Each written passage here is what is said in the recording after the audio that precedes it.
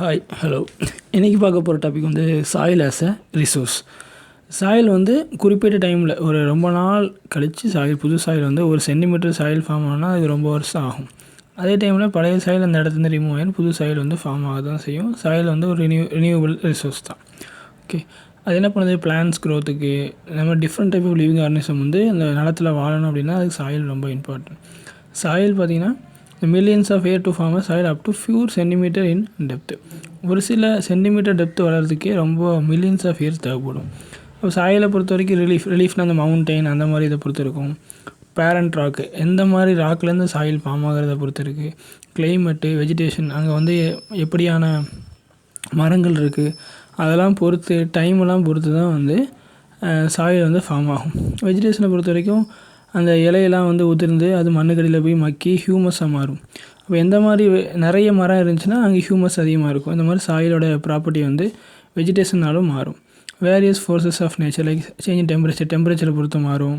Running வாட்டரோட importance இருக்குது. இப்போ அலுவியல் சாயிலாம் பார்த்திங்கன்னா நம்ம ரிவர் பக்கத்தில் அலுவியல் சாயில் இருக்கும். அதுக்கு காரணம் அந்த running water. Wind, glacier, activity of டீகம்போசரில் மைக்ரோ ஆர்கனிசம் என்ன பண்ணும், நிறைய டெட் ஆர்கனிசத்துக்கு மேலே வந்து ஆக்ட் ஆகி அதை ஃபுல்லாக டீகம்போஸ் பண்ணுவோம். அதை பொறுத்து சத்துக்கு அந்த சாயிலுக்கு வந்து சத்து அதிகமாகும். இது எல்லாமே சேர்ந்து தான் ஃபார்மேஷன் ஆஃப் சாயிலை வந்து கான்ட்ரிபியூட் பண்ணுது. இது போக கெமிக்கல் அண்ட் ஆர்கானிக் சேஞ்சஸும் என்ன ஆகும்னா சாயிலில் வந்து நடக்கும். Okay, soils also consist of humus, inorganic materials. நிறைய சால்ட் இருக்கும். இன்ஆர்கானிக்னாலே சால்ட்டு தான்.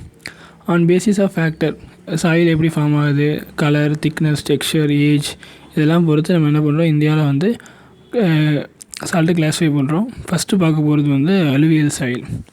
அலுவியல் சாயிலை பொறுத்த வரைக்கும் எங்கே அதிகமாக இருக்குது அப்படின்னா என்டையர் நார்தர்ன் பிளைன்ஸ்னால் சமவெளின்னு சொல்லுவாங்க.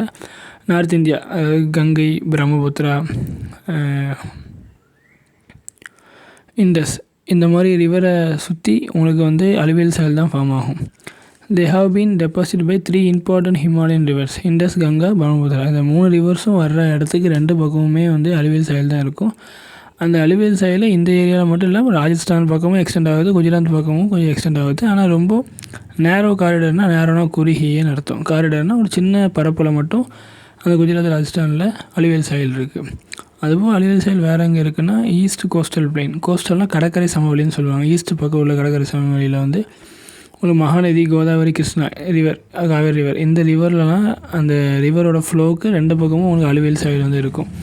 காவேரி ரிவர், காவேரி டெல்டான்னு சொல்லுவாங்க. தஞ்சை அந்த இடத்த ஃபுல்லாமே காவேரி டெல்டான்னு சொல்லுவோம். அங்கெல்லாம் அதிகமான பேடிலாம் வந்து கல்டிவேட் பண்ணாங்க. Okay, soil alluvial soil consist of various proportion of sand இருக்கும். ஸ்லிட் அப்படின்னா அதோட சைஸ் வந்து ரொம்ப கம்மியாக இருக்கும். நெக்ஸ்ட்டு அப்படியே நம்ம வந்து என்ன பண்ணுறோம், கோஸ்டல் பிளேன்லேருந்து அப்படி ரிவர் வேலிஸ் நோக்கி உள்ளே வர அந்த சாயில் பார்ட்டிகல்ஸோட சைஸ் வந்து கொஞ்சம் பெருசாகும். அதே நீங்கள் அந்த ரிவர் வேலி பக்கத்தில் வரீங்க, அந்த அப்பர் ரீச்சஸ் ஆஃப் ரிவர் வேலி, அப்போ அந்த ஸ்லோ பக்கத்தில் வரும்போது சாயில் இன்னும் க்ரோஸ், அந்த பெரிய பெரிய கல் மாதிரி இருக்குன்னு சொல்லுவாங்க.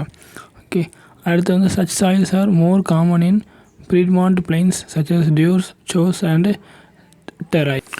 ஓகே, பி அப்படின்னா என்னென்னா ஃபூட்டுன்னு சொல்லுவோம், சரியா. மவுண்ட் அப்படின்னா மவுண்டெயின், இது இட்டாலியன் வேர்டு. மவுண்டெயினோட ஃபூட்டில் தான் நிறைய பிளைன்ஸ் இருக்கும். அந்த பிளைன்ஸில் ஒன்று தான் வந்து டியூர்ஸ், சோஸ் அண்டு டெராய். ஓகே, இந்த சைஸ் ஆஃப் கிரெயின்ஸ் அதை தவிர்த்து நம்ம சாயில்ஸ் எப்படி பிரிப்போம்னா பேசிஸ் ஆன் ஏஜ் வச்சு பிரிப்போம். ஓல்டு அலுவியல் சாயில்னால் பாங்கர்னு சொல்லுவோம். நியூ அலுவியல் சாயில் அப்படின்னா காதர்னு சொல்லுவோம்.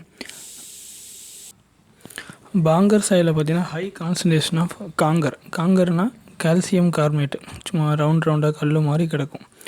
Okay, it has a more fine particles, it is more fertile then bhangar. Khadar compare பண்ணும்போது பாங்கர் வந்து நல்ல ஃபெர்டைலாக இருக்கும்னு சொல்கிறாங்க. இட் மோஸ்ட் அலுவியல் சாயில் வந்து ஹோலாக எல்லாமே சேர்த்து ரொம்ப ஃபெர்டைலாக இருக்கும். அந்த சாயிலில் வந்து போதுமான அளவுக்கு பொட்டாஸ், பாஸ்பரிக் ஆசிட், லைம்னா calcium, related calcium oxide, calcium carbonate, இந்த மாதிரி எல்லாம் சேர்ந்துருக்கும். அது எதுக்கு வந்து பெர்ஃபெக்டாக இருக்குன்னா சுகர் கேனுக்கு, பேடி, வீட், இதே மாதிரி அதர் சீரியல்ஸ் அண்ட் பல்சஸ்னால் லெக்யூமினஸ் பிளான்ட்ஸ்னு சொல்லுவோம். பட்டாணி அந்த மாதிரி இதெல்லாம் வந்து பல்சஸ் கிராஸ்ன்னு சொல்லுவோம். Due to high fertility region of alluvial soil intensely cultivated dense populated. Fertility ரொம்ப அதிகமாக இருக்கிறனால அந்த ஏரியா சுற்றி நிறைய பாப்புலேஷன் இருக்கும். சாயில்ஸ் இந்த ட்ரையர் ஏரியா ஆர் மோர் அல்கலைன். அப்போ அதே இடத்துல கொஞ்சம் ட்ரையாக தண்ணி இல்லாமல் இருக்குது அப்படின்னா அந்த இடத்துல வந்து ரொம்ப அல்கலைனாக இருக்கும். ஏன் அல்கலைனாக இருக்குன்னா அங்கே இருக்கிறதெல்லாம் சால்ட் இருக்குமா. அப்போ சால்ட்டு எல்லாமே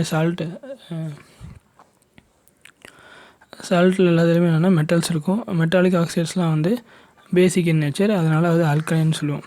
can productive after proper treatment and irrigation. Proper ட்ரீட்மெண்ட்னால் அதுக்கு தேவையான இந்த ஹியூமஸ் அதெல்லாம் போட்டால் அந்த ஆர்கானிக் மெட்டீரியல்லாம் போட்டு அதில் இந்த ஆசிட் ப்ரொடியூஸ் ஆகும். அப்போ எக்ஸஸாக இருக்கிற அல்கலைன் நேச்சர் வந்து ரீப்ளேஸ் பண்ணிவிட்டு அது ப்ராப்பராக இரிகேட் தண்ணி கொடுத்தீங்கன்னா உங்களுக்கு அது ப்ராப்பரான சாயிலாக மாறிடும். அதுக்கப்புறம் நல்லா கல்டிவேட் பண்ணிக்கலாம்.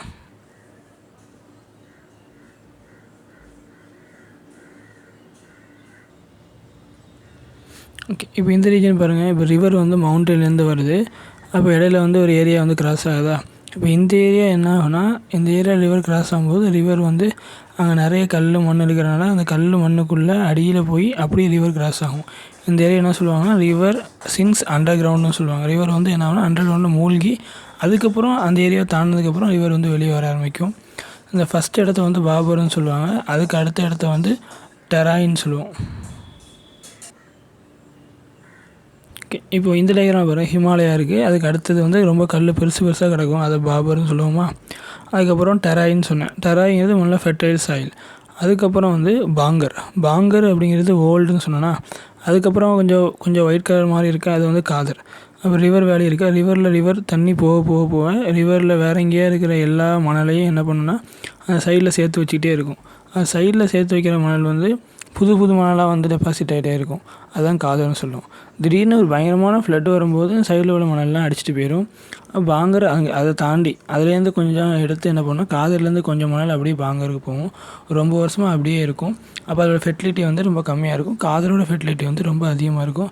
ஏன்னா அது அடிக்கடி என்ன ஆகும்னா ரீப்ளேஸ் பண்ணிக்கிட்டே இருக்கும். ஆற்றுல தண்ணி அதிகமாக அந்த தண்ணி அந்த ஃபெர்டைல் சாயில் வந்து ரீப்ளேஸ் ஆகிட்டே இருக்கும். அதனால தான் காதர் இஸ் மோர் ஃபெர்டைல் தென் பாங்கர்னு சொல்லுவோம். ஓகே, இந்த வீடியோவில் நம்ம அலுவியல் சாயிலை பற்றி பார்த்துட்டோம். நெக்ஸ்ட் வீடியோவில் அடுத்த சாயிலை பற்றி பார்க்கலாம். தேங்க்யூ.